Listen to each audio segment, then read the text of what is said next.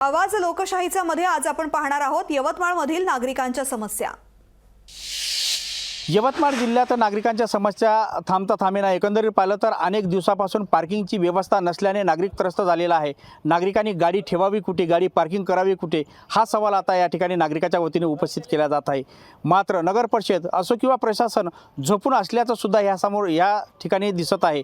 नागरिकांनी आता सामोर येऊन आम्हाला पार्किंगची व्यवस्था करून द्यावी अशी मागणी सुद्धा यावेळेस नागरिकाच्या वतीने करण्यात येत आहे। स्वच्छ आणि सुंदर शहर आणि आपलं राष्ट्र जर निर्माण करायचं असेल तर राष्ट्रीयत्वाची भावना निर्माण करून पार्किंगची ही जी गरज आहे खूप महत्त्वाची, अत्यंत गरजेची आहे।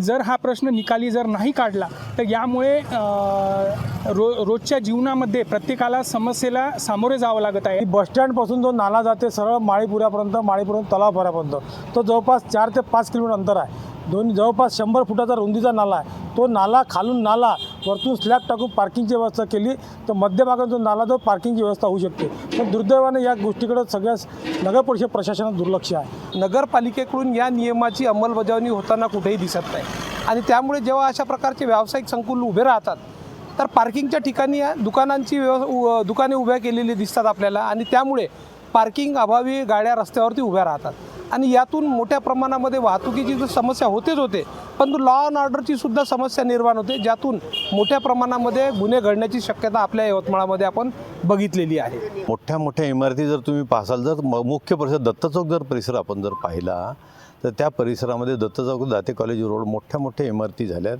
त्या सर्व पार्किंगचं उल्लंघन झालेलं आहे। अवैध निर्माण मोठ्या प्रमाणावर या शहरात झालेलं आहे।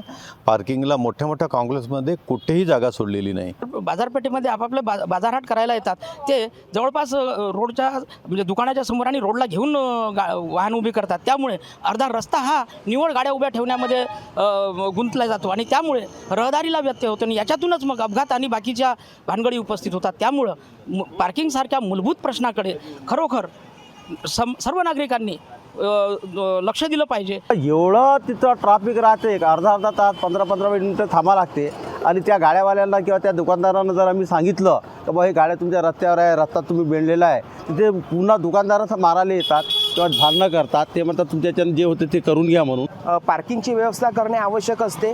नियमबाह्य पद्धतीने बांधकाम झाल्यामुळे त्यांना कुठल्याही प्रकारचे नागरिकांना वाहनं उभं करण्यासाठी व्यवस्था झालेली नाही।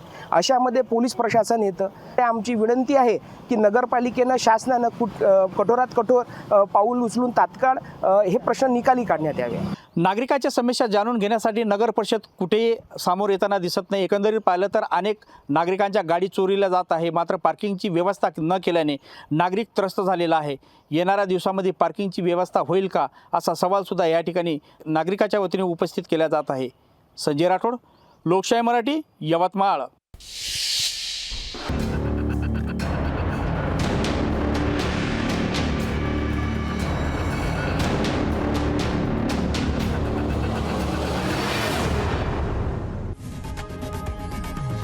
लोकशाही मराठी, ऐका, पहा, जागरूक रहा।